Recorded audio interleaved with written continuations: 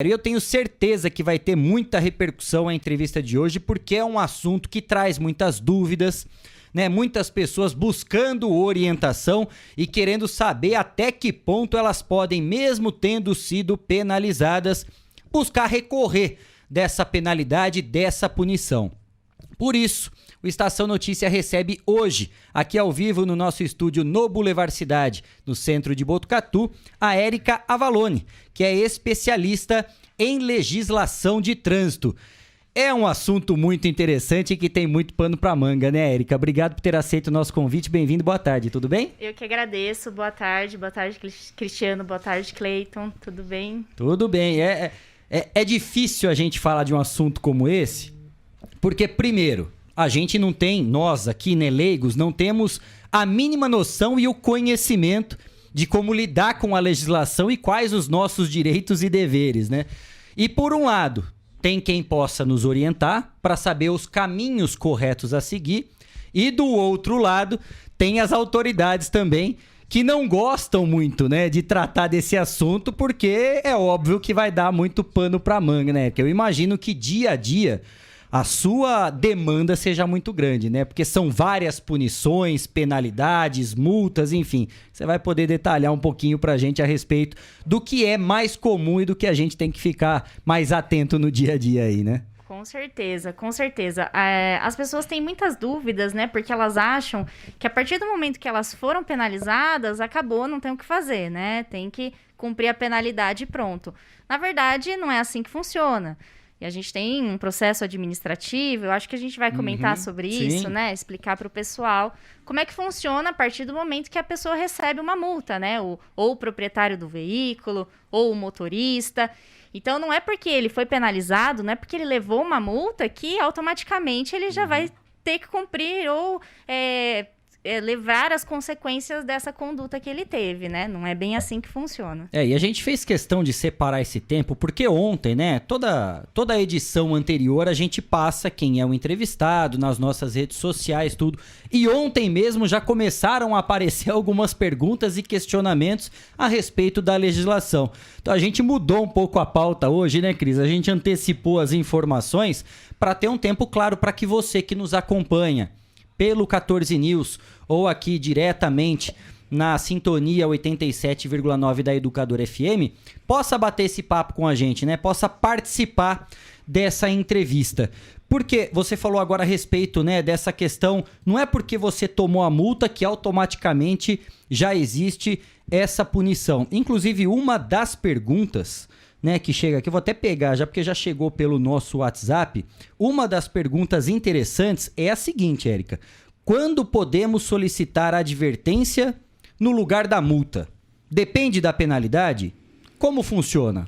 É de verdade esse bilhete, né? Dá para trocar? Como é que funciona? Sim, é de verdade. Porém, existem alguns requisitos, né? A pessoa que ela vai pedir a converter a uma multa em advertência, ela precisa ter levado uma multa leve ou média e ela não pode ter cometido nenhuma infração dentro do período de 12 meses. E fazendo isso, nessas condições, ela tem total direito de pedir a penalidade de advertência por escrito. Cris, a primeira dúvida sanada já, quer dizer, muita gente já não sabe nem dessa parte da questão da advertência. Tomei multa, né? Já tô errado, já parte desse princípio que eu tô errado, né, Cris? Exatamente. Outra questão que o pessoal aqui mandou, inclusive tem aqui dentro do que a gente estava até elaborando aqui, as pessoas têm dúvida também com relação a isso, no caso de indicar o condutor, né? Porque muitas vezes essa questão levou a multa, mas o carro está no nome de uma pessoa. E às vezes o condutor não é o dono do carro, tem essa questão também. Como que funciona para você realmente informar quem que estava conduzindo o carro naquela situação? Como que funciona isso?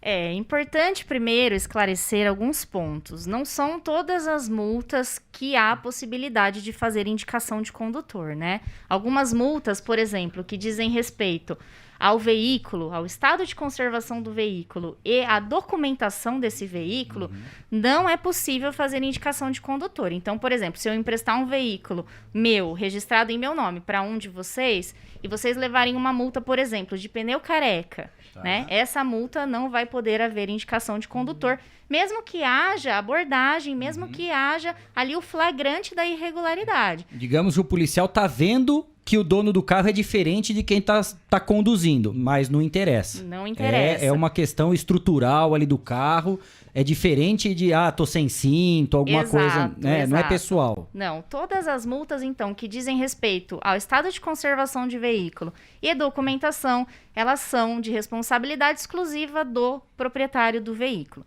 O condutor, por sua vez, ele é o responsável pelas infrações que acontecem na direção daquele veículo. Então, esse exemplo que você deu, né? Tá sem cinto de segurança, excedeu o limite de velocidade, estava falando no celular. São todas as multas que, se não houver o flagrante, se não houver a abordagem, permitem, então, a identificação do real condutor infrator. Se isso não acontecer, a penalidade ela vai recair para o proprietário do veículo, porque a gente tem uma regra lá no Código de Trânsito que, se não fizer isso dentro do tempo estabelecido ali na notificação, a penalidade ela vai recair para o proprietário. São diversos assuntos e exemplos. Eu acho que muito mais do que os próprios exemplos, né? Quem já está participando conosco aqui desse bate-papo, ou passou por isso, ou conhece alguém que passou por essa situação e certamente vai nos trazer aqui esses detalhes para que a gente consiga bater o bate-papo. E às vezes, numa dessa, né, essa orientação pode servir para você futuramente também. A gente já começa a bombardear a Érica com essas perguntas que vão chegando, mas assim, como diria o outro, né, vamos começar do começo. Numa questão, a partir do momento que a pessoa recebe uma multa, uma autuação, qual que é o primeiro passo dela, Érica? Porque eu acho que primeiro ponto, a pessoa fica meio em choque, né? Tomei multa. Se ela já estava preparada, porque às vezes ou ela viu o radar, ou viu, né, o próprio agente de trânsito fazendo a autuação, ela já se prepara um pouco mais. E quando ela é pega de surpresa, né, fica aquela, e agora? O que eu faço? Tenho que mandar alguma notificação, tenho que responder, tenho que tentar me defender. Acho que isso é importante, a orientação, porque você é especialista nisso e já pode dar essa dica pra gente. Exatamente. Então, quando a pessoa ela recebe, de repente, só uma notificação, o primeiro passo seria, então, fazer a indicação de condutor. E essa mesma notificação, que é a primeira que ela recebe, que já dá ali início a um processo administrativo, por isso que eu falo, penalidade não é porque a pessoa foi multada que ela já vai ser penalizada. Isso precisa passar por um processo administrativo. Eu comparo muito com a questão da prisão em flagrante. Quando uma pessoa ela é pega em flagrante cometendo um crime, ela não vai ser automaticamente presa, né? Se não for um crime, de repente, que permita uma prisão em flagrante. Ela vai precisar passar por um processo, onde ela vai ter o direito de contar a versão dela dos fatos, produzir as provas que ela entender de direito. E a mesma coisa aqui no processo de trânsito, né? Nesse processo administrativo de trânsito.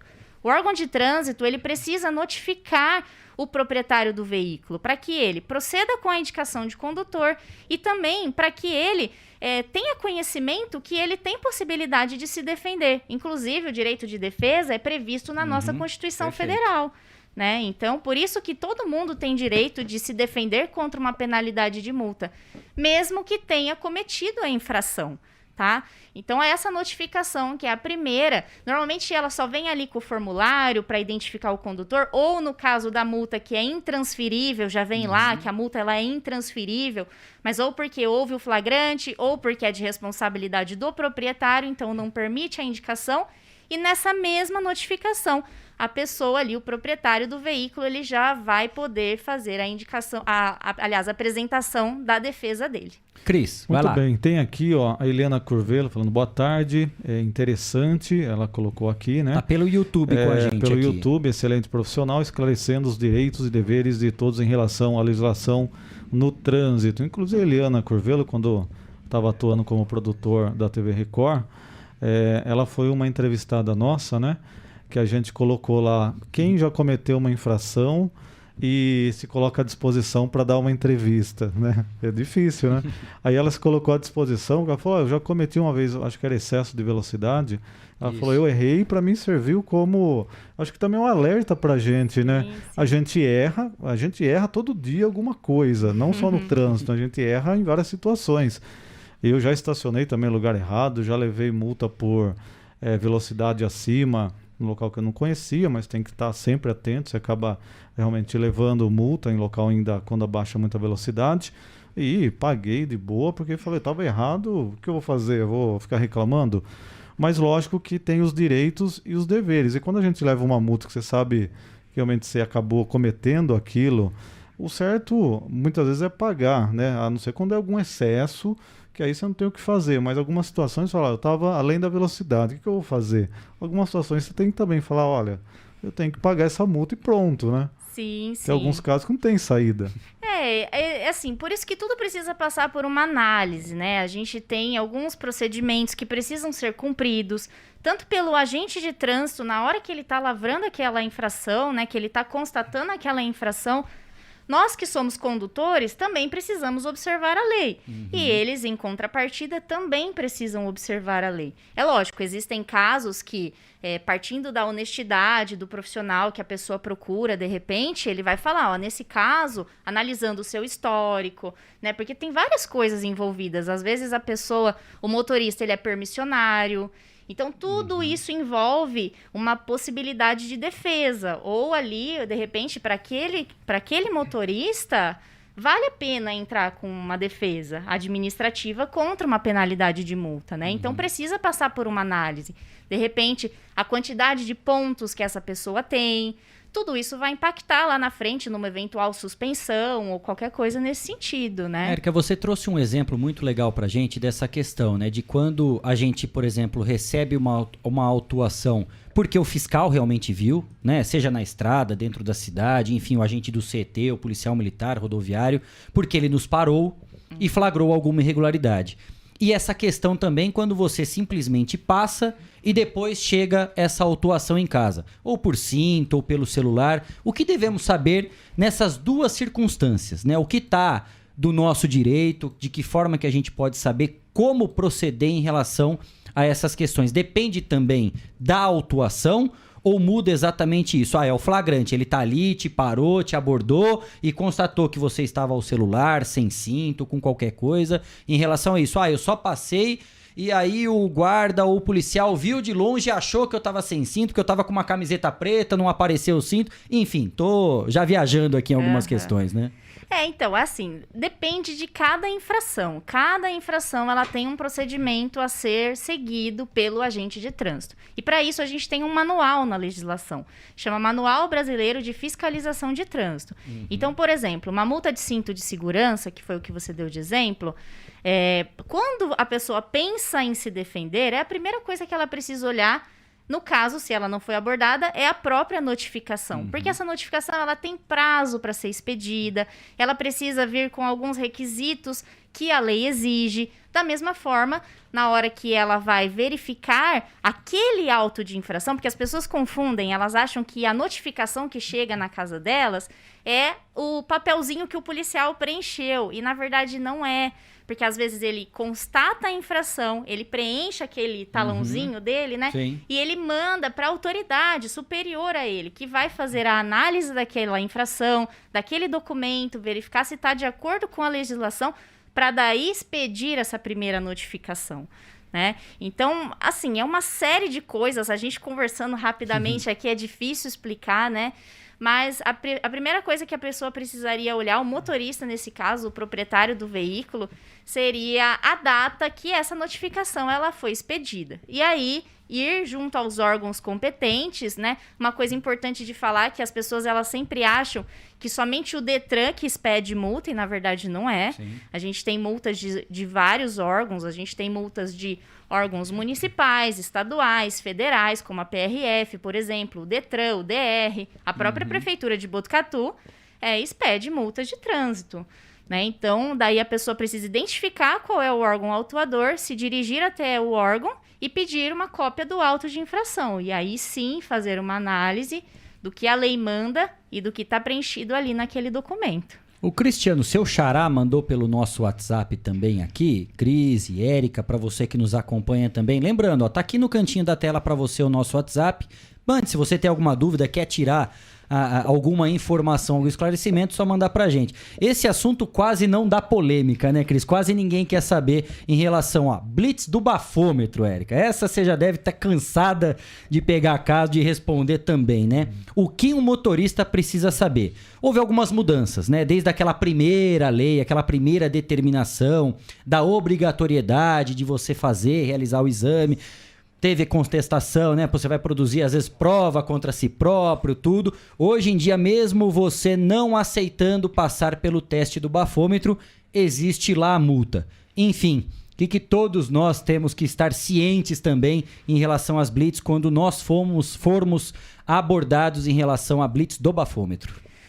Primeira coisa que eu sempre falo é, se beber, não dirija, né? Primeira coisa, a gente tem que prezar pela segurança nossa, dos ocupantes do veículo e dos demais motoristas, né? Da sociedade como um todo.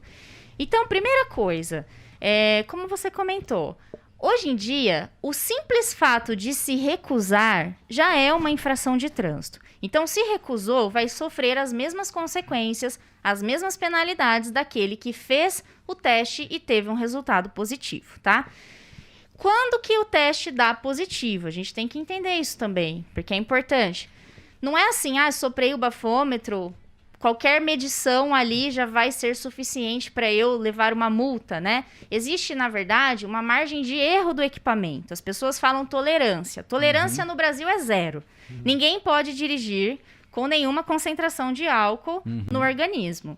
Então, você realizou o teste, soprou ali o bafômetro. Se tiver uma medição acima de 0,05, descontada a margem de erro do equipamento. Por que margem de erro? Todos os equipamentos, pelo Inmetro, que fazem uma medição, eles precisam ter esse desconto de margem de erro. O próprio radar é assim, né? O radar é assim. A gente já vai falar, porque já chegou pergunta de radar o radar também. ele é assim. E aí, descontada essa margem de erro, acima, né, do 0,05, descontado a margem de erro, que tem uma tabela na legislação, mas basicamente é 0,04, esse motorista ele já está apto para sofrer um processo administrativo para aplicação de uma penalidade de multa do bafômetro, tá? Importante falar sobre o bafômetro também, que as pessoas confundem muito. O bafômetro, ele tem uma multa de quase R$3.000, né? Uma multa que custa R$ 2.934,70 e, cumulativamente, a suspensão da CNH por 12 meses. Na hora da blitz, quando o policial ele aborda aquele motorista que está supostamente sob a influência de álcool, por que eu falo supostamente? Porque admite prova em sentido contrário, tá? Ele vai retirar aquele condutor da condução do veículo. Por quê? Porque, teoricamente, segundo a finalidade da lei de trânsito, ele é um perigo tanto para ele, como para os ocupantes do veículo, como para a sociedade como um todo, né? Então, ele precisa ser retirado da condução daquele veículo. Só que, nesse momento, ele não está automaticamente suspenso. Aquilo ali só é uma medida administrativa.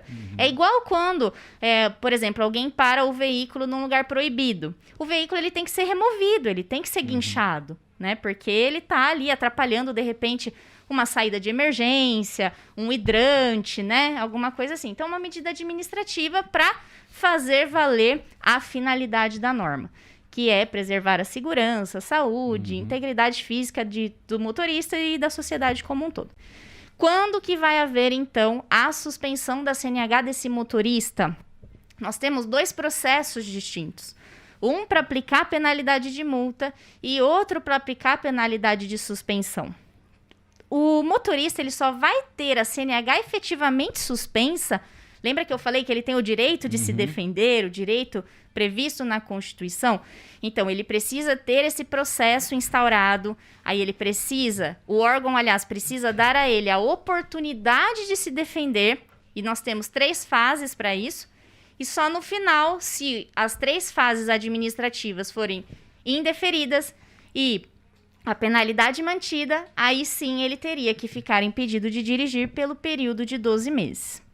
Então, isso que é importante de diferenciar no caso de uma multa do bafômetro. Não é automaticamente na hora que a pessoa é parada numa blitz ou tem a CNH recolhida que ele automaticamente já está suspenso por 12 meses.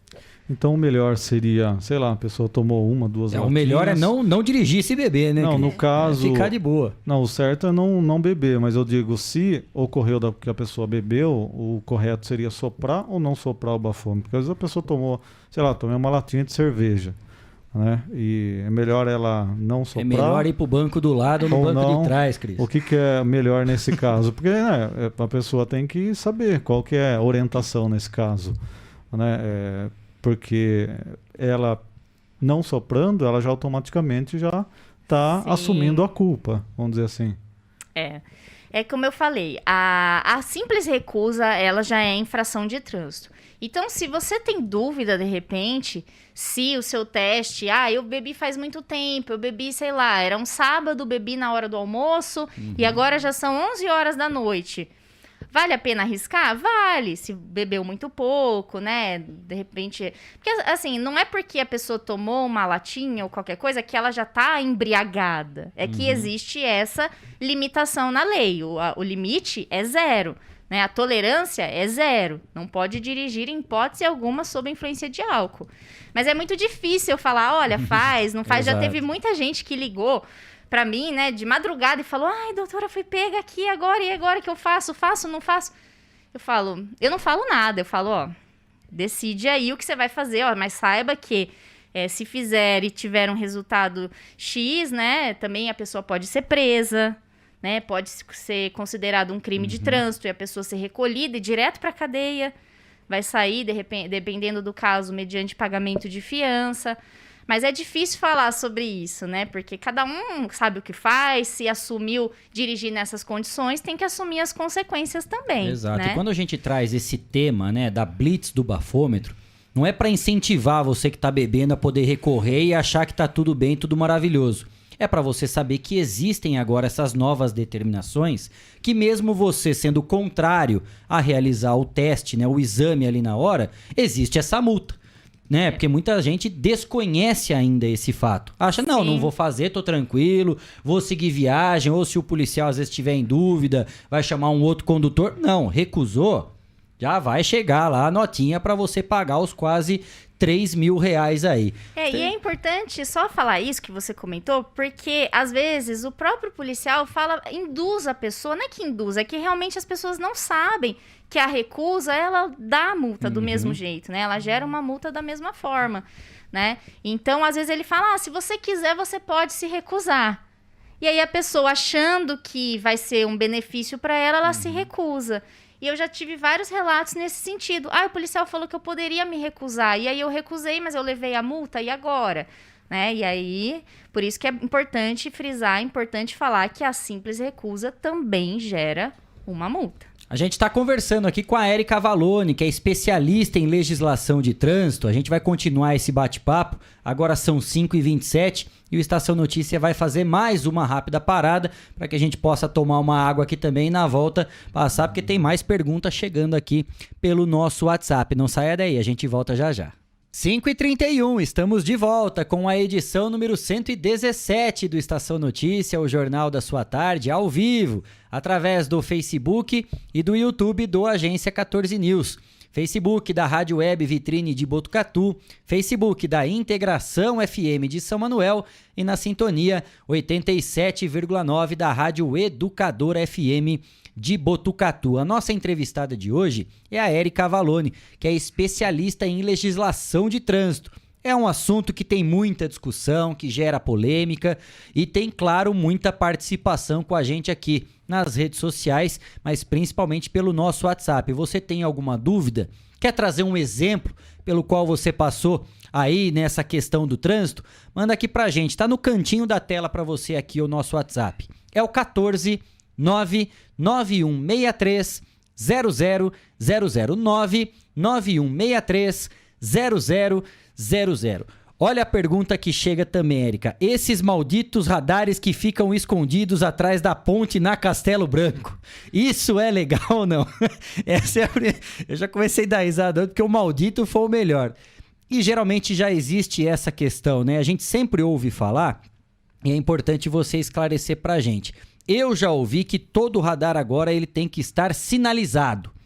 Tem que ter a indicação de onde ele está. E não é isso que a gente vê, né? Basta ir para São Paulo, a gente vai encontrar um monte dos pardaizinhos, né? Como são conhecidos esses radares móveis, escondidos atrás de uma muretinha da ponte, e você também não vê o carro do DR ou da concessionária responsável. Ele tá em cima de um barranco, né? O agente ali também tá escondido, enfim. Isso pode ou não pode, não minimizando, né? Se é 120 por hora, não é porque você passou a 200 que o radar tá errado também, não é isso. Tô falando da conduta da implantação desse radar móvel. Nós tivemos uma alteração recente nessa legislação no que se refere à fiscalização do excesso de velocidade, né? Então, o que agora prevê essa legislação? Na verdade, o que é sempre a finalidade da norma, né? Que eu sempre venho e trago aqui e bato na tecla. É a segurança do trânsito, a segurança do motorista, dos demais ocupantes daquela via, do veículo.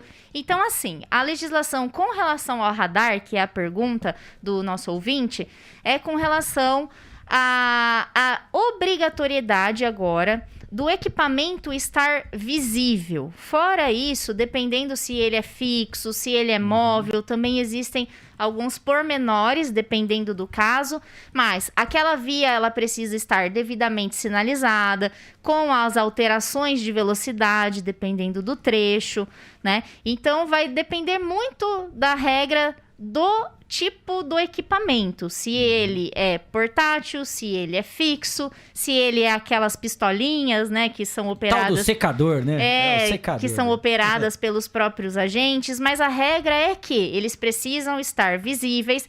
O órgão de trânsito que vai fazer a fiscalização naquela via, ele precisa fornecer no site dele também os locais aonde os radares serão posicionados. Então, por exemplo, o exemplo que você deu de ir até São Paulo. Eu vou até São Paulo. Então, eu entro lá no site do DER, por exemplo, que é quem tem a circunscrição sobre a rodovia Castelo Branco, e você entra lá e verifica onde terão radares instalados, tanto os fixos quanto os móveis, né? Então, essa é a determinação da lei. Isso é obrigatório, precisa ter isso no site do órgão de trânsito. Se não tiver, você vai lá no site, imprime aquela relação para uma eventual multa, para pensar num eventual recurso. Mas é lógico, gente, respeitem os limites de velocidade. Porque senão parece, né, que a gente sempre traz pro lado do infrator, né, significando, né, porque o radar tá errado, então eu posso tacar 200 por hora aqui e que depois eu vou ficar livre. Não é isso. E a gente sempre escuta, só você andar certinho, que você não vai ser multado, né? O radar pode estar escondido, pode estar na Lua, em Saturno, onde quiser, que não vai ter nenhum tipo de problema. Agora é isso, né? Essa é a importância do bate-papo, dessas orientações, porque a gente fica sabendo de todos os direitos e sem esquecer, claro, dos nossos deveres, Cristiano Alves. De como proceder em tudo isso, né? Tem um comentário aqui, inclusive, da Elizabeth Ambiel Pires: educa-se pelo bolso, a opinião dela. Frase que eu vi tem muitos anos de um delegado já cansado de campanhas. Então, sigam em frente, multa mesmo. Ela defende a multa como forma de educar, vamos dizer assim, né? Como que você vê essa questão de... Realmente a multa acaba sendo algo não só punitivo, mas educativo. Cara, agora não vou mais, vou ficar muito mais alerta dessa questão. Como que você vê essa questão da educação pelo bolso? Então, as infrações de trânsito, ela tem esse caráter educativo, né? Mas, dependendo da condição financeira de algumas pessoas, não impacta tanto no bolso, né? A gente vê essa questão de várias pessoas que, de repente, têm melhores condições financeiras que não se importam em pagar uma multa, por exemplo, de R$230, né? Aliás, R$297, que é a multa gravíssima, né? Ou mesmo essa multa do bafômetro, que é quase R$3.000. Então, o que a gente teve agora? A gente teve um escalonamento, nem sei se tinha alguma coisa com relação a isso, mas vou falar de suspensão, com relação à pontuação para fins de suspensão da CNH, né? Então, anteriormente, como que funcionava? Anteriormente, somava-se 20 pontos na CNH, lembrando que são 20, não 21, as pessoas sempre achavam que eram 21 pontos, né? E a pergunta do Lucas: nova pontuação da CNH, como ficou para fins de suspensão do direito de dirigir? Então já vou responder a pergunta. Então, anteriormente à publicação da nossa lei, que entrou em vigor em abril de 2021, era apenas 20 pontos. Então, somava 20 pontos, já tinha instaurado um processo para uma eventual suspensão da CNH daquele motorista. Agora, a regra, ela mudou. Então, como que ficou? Todo mundo fala, agora é só 40 pontos, agora pode ter 40 pontos. E as pessoas que desconhecem também a legislação, elas acham que isso abrandou a punição. E, na verdade, não é. Entenda como ficou, então. 40 pontos tem aqueles motoristas, né? Vão ter, aliás, a CNH suspensa aqueles motoristas que eles não tiverem dentro do período de 12 meses.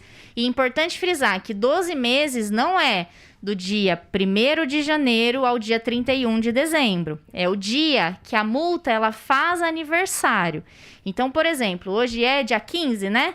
Se eu cometo uma infração hoje, dia 15, a primeira do meu prontuário, quando que essa multa vai sair do meu prontuário ou quando que eu vou ter 12 meses? No dia 15 de fevereiro de 2023. Então, dentro desse período, eu, né, que sou uma motorista comum, não posso somar 40 pontos se eu não tiver nenhuma infração gravíssima para fins de suspensão da carta. Aí a pontuação ela cai para 30 pontos se esse condutor, dentro do período de 12 meses, ele tiver uma única infração gravíssima. Então, uma multa de ultrapassagem em faixa contínua, por exemplo, né? Essa do bafômetro, nem se fala. Não, a do bafômetro não soma pontos, né? Mas qualquer infração gravíssima, a pontuação já cai para 30. E esse mesmo condutor, se ele tiver dentro do período de 12 meses, 2 ou mais infrações gravíssimas, permanece a regra dos 20 pontos. Só fica 40 pontos para aquele condutor que exerce atividade remunerada. Então, independentemente da natureza da infração cometida, 40 pontos para aquele motorista que exerce atividade remunerada. Tá aqui, mais orientações. Aí tem no YouTube com a gente também. Até falei no intervalo aqui para Érica. A Ellen Avalone mandou um aceno aqui pra gente. E agora o Guga Rafael mandou boa tarde. Parabéns, Érica. Excelente profissional. Guga tá puxando o saco. Eu trabalhei com o Guga na prefeitura. No primeiro ano ainda do João, prefeito João Cury aqui em Botucatu. Um abraço pro Guga também, pro Rafael. Um abraço para Ellen, pro Guga.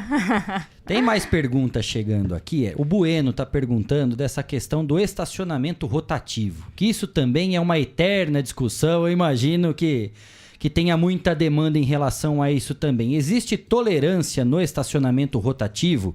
Como se defender em caso de multa por permanência de 10 minutos? Então, tudo precisa provar, né? Precisa provar que você saiu dentro da tolerância. Normalmente, os guardinhas que estão ali, eles já fazem a baixa daquela penalidade, né? Porque, na verdade, enquanto você tá só com aquele documento no vidro do seu carro, aquilo é só uma comunicação de irregularidade. Aquilo não é nenhuma multa propriamente dita. Que você precisa se adequar à determinação ali, tirar o ticketzinho, isso, e pagar o estacionamento. Então, Sim. Você não pagou, você está tendo a oportunidade de pagar, né? Faça agora o pagamento.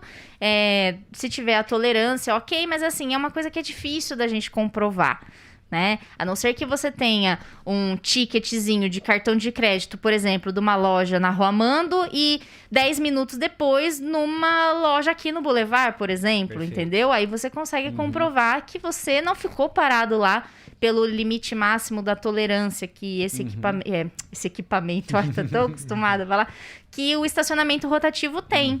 Né? Então, assim, quando tá diante dessas situações, o ideal é fazer prova nesse sentido.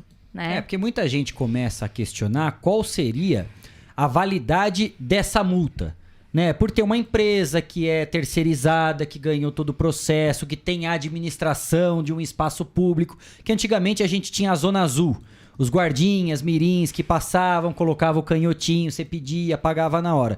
Entrou a empresa que ficou responsável pelo parquímetro. E muita gente questionou isso, né? Qual que é a legalidade desse, eu não sei se é fiscal, se é agente, qual que é o termo correto, desses colaboradores, né? Dos funcionários do parquímetro, que ficam com aquela uniforme amarelo.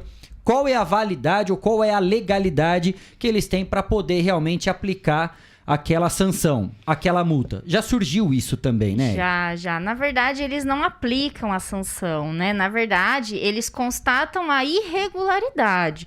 A sanção, que tem que ser aplicada por um órgão de trânsito competente, ela é aplicada pela municipalidade de Botucatu. Então, pode perceber, toda vez que há uma infração por estacionamento rotativo, vem lá uma notificação da Prefeitura Municipal de Botucatu.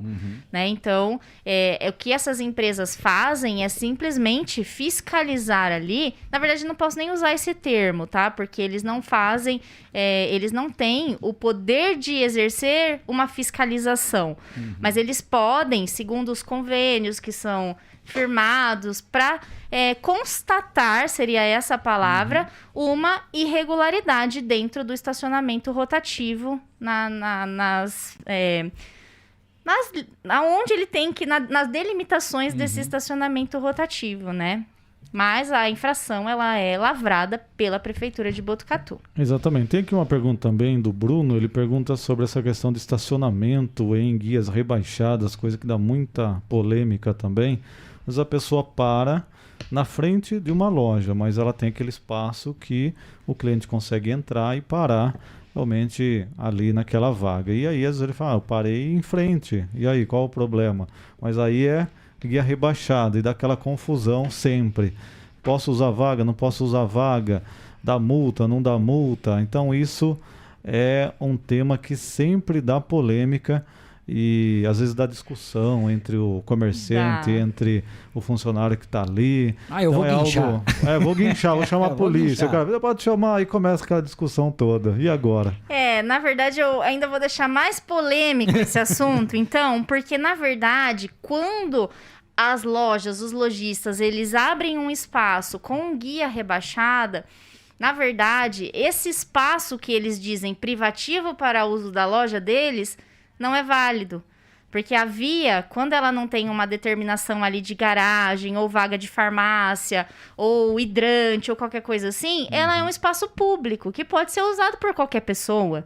Então, por exemplo, se eu vou em qualquer loja que tenha uma possibilidade de parar dentro do estacionamento ali da pessoa, naquelas vagas que ficam em frente à loja, eu posso parar mesmo que eu não vá naquela loja, né? Porque a gente está diante de um espaço público. É muito mais polêmico isso, né? Às vezes os lojistas ficam bravos, falam que vão guinchar e tal. A gente acaba respeitando esse tipo de situação, esse tipo de estacionamento por costume. Mas legalmente falando, qualquer um pode parar.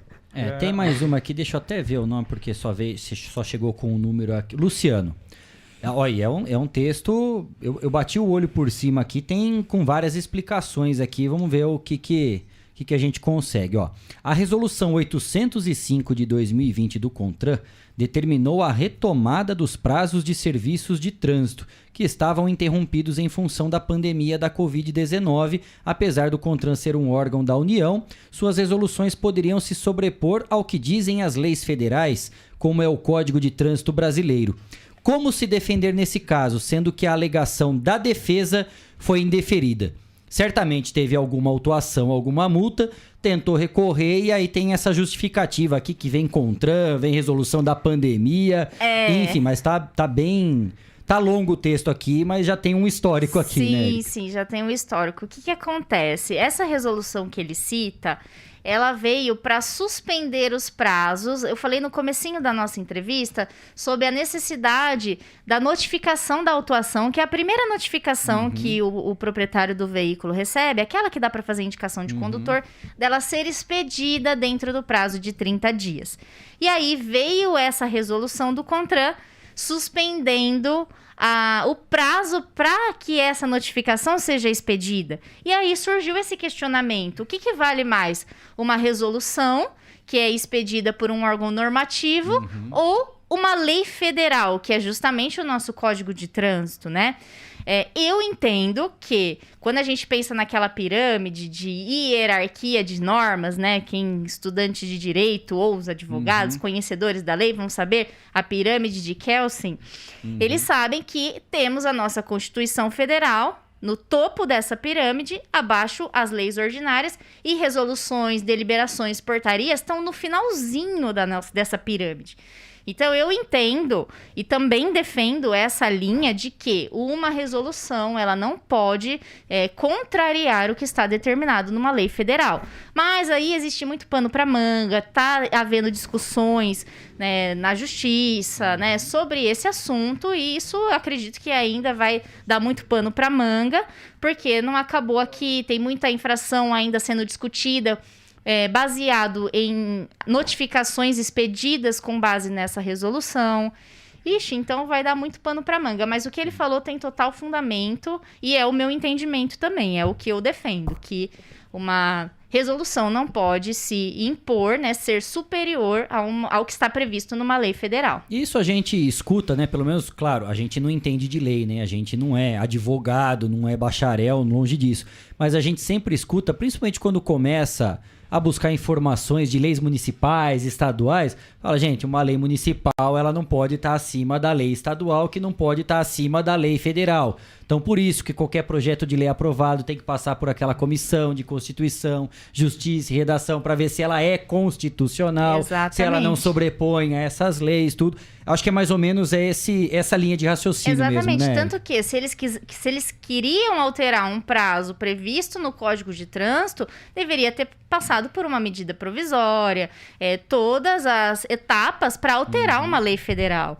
E não vir uma resolução e alterar algo que está ali previsto numa lei que é o Código de Trânsito, né? Uma lei ordinária, que é o próprio Código de Trânsito. Né? Cristiano Alves, se a gente for passar todas as perguntas, nossa, estão chegando no pergunta. WhatsApp aqui, você e ele não sai daqui. É muito assunto, né? Nossa, é bastante assunto. O pessoal realmente E aí o pessoal fica traz, né, interessado. aquilo que viveu ou experiência de algum conhecido já pra falar, opa, pera lá, né? Então se acontecer isso comigo, o que eu faço? O que eu acho bacana, eu não sei se como especialista de trânsito, eu acho que às vezes a gente até como repórter passa por algumas situações que muita gente já abordou, já fez matéria, né?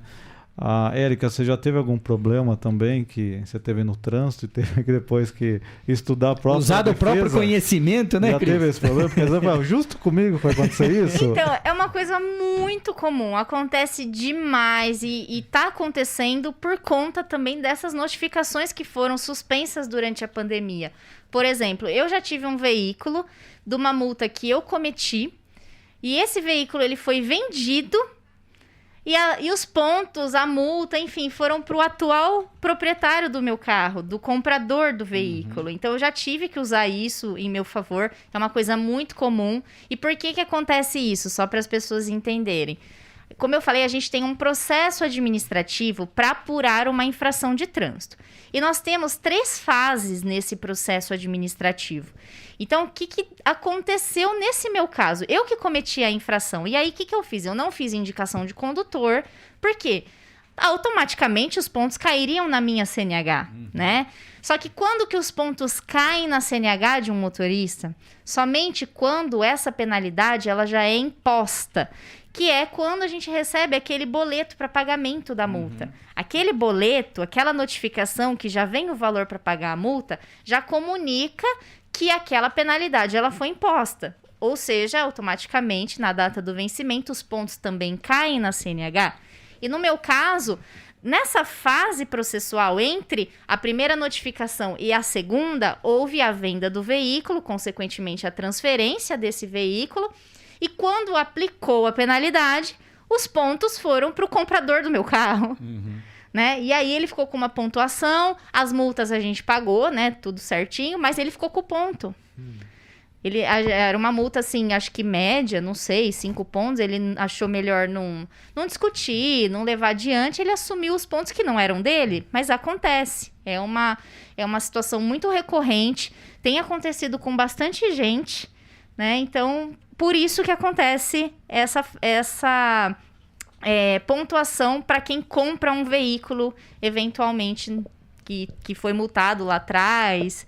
Enfim, nessa situação que eu narrei aqui para vocês, que aconteceu comigo. E é por isso, né, que a gente sempre faz questão de convidar e trazer aqui no Estação Notícia pessoas especialistas, né, em determinados assuntos, em tudo aquilo que a gente está abordando, e fica sempre a orientação, né? Caso você tenha alguma dúvida, não adianta só ligar para o Google, né? O Google não resolve tudo.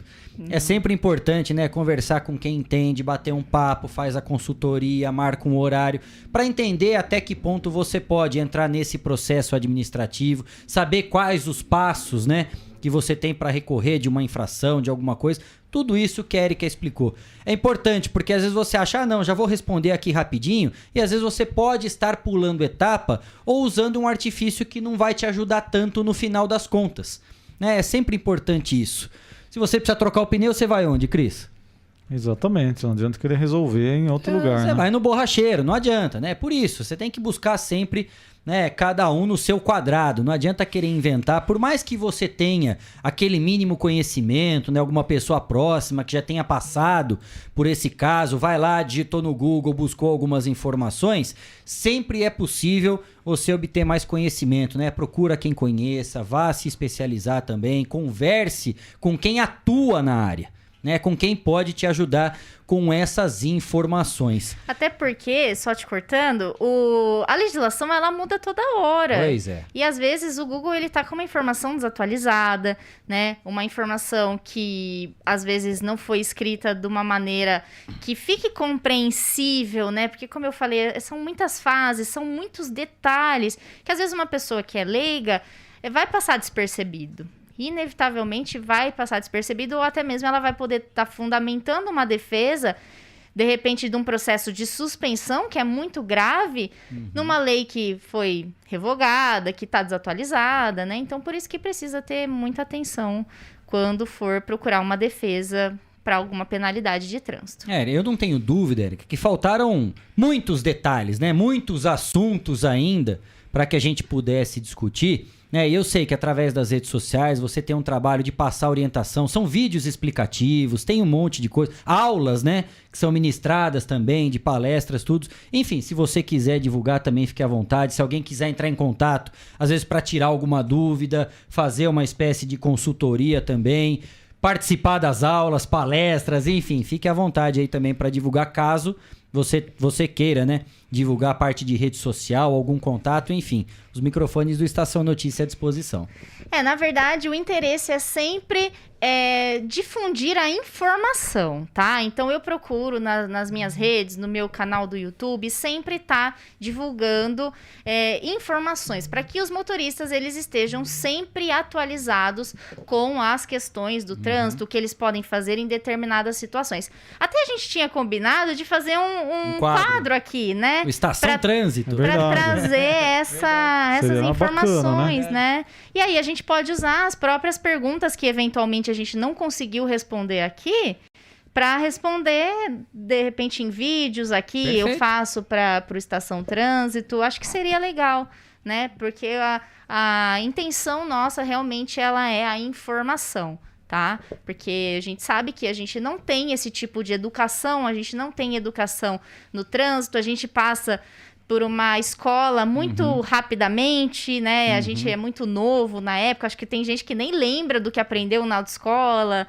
Então, são muitas coisas que os motoristas precisam saber, precisam estar sempre orientados, informados. Então, eu acredito que é a finalidade aqui da nossa entrevista e da gente usar os meios de comunicação dessa forma também. E principalmente, não estamos incentivando a irregularidade e as penalidades, não é isso. Né? A gente dá exemplo de multa porque é óbvio, isso acontece diariamente comigo, com você. Tal. É só pra gente entender o que nós temos de direitos, mas principalmente, né? Porque lado a lado com o direito estão também os nossos deveres, né? Como cidadão, como motorista, em relação a respeitar as leis, que a gente fala, né? Muitas vezes a gente discorda com a lei. A lei tá aí pra você concordar ou discordar, mas acima de tudo, pra respeitar. Não tem como fugir disso, né? Exatamente. E da nossa parte, Eri, fica à disposição. Se houver esse interesse para que a gente dê continuidade, claro, né? Que no dia a dia você não tem condição de estar toda semana aqui para a gente poder esclarecer as dúvidas pelos compromissos profissionais. Caso haja esse interesse do quadro, para que a gente sempre traga informação, atualizar, orientações, o Estação e o 14 News estão à disposição para que a gente possa criar essa coluna, esse quadro muito legal. Até há 2 semanas, né, a gente recebeu aqui a doutora Michele, falando dessa questão aí, né, que ela é especialista também em casos de família e sucessões. Já criamos o quadro, tem a vinheta, tudo. Já nessa semana tem o primeiro vídeo dela, na quinta-feira, dela fazendo o convite para todo mundo poder acompanhar. E na segunda-feira já tá no nosso quadro lá já, né, Gui? O Estação Família com a doutora Michele Albertini, já a partir dessa semana e segunda, já com o primeiro episódio aqui do quadro. Caso haja esse interesse, a gente está à disposição, viu, Érica? Opa, legal, sim, eu topo. A gente conversou, né? Mas vamos firmar agora e levar pra frente, né? Vamos sim. E aqui a gente agradece, viu, Érica, essa disponibilidade, vocês terem aceito o convite, né, para estarem aqui hoje conversando com a gente, trazendo essas informações e principalmente esclarecendo muitas dúvidas. Vira uma aula online, acaba, né? As pessoas perguntando aqui. É muito legal esse bate-papo, essa interação com quem nos acompanha. E a gente fica sempre à disposição. Obrigado e uma excelente semana para vocês aí. Eu que agradeço, gente. Muito obrigada. Obrigado pelo convite. Gostei muito de estar aqui com vocês. E vamos ver se a gente combina mais vezes, né? Acredito que o pessoal gostou bastante também. Né? Então, tô à disposição. Sempre que for possível encaixar na agenda, a gente encaixa e eu venho aqui pra gente conversar, bater mais um papo e esclarecer as dúvidas dos ouvintes também. Que legal. São 5h58, mais uma paradinha aqui no Estação Notícia. Na volta tem mais informação, hein? Não saia daí, a gente volta já já.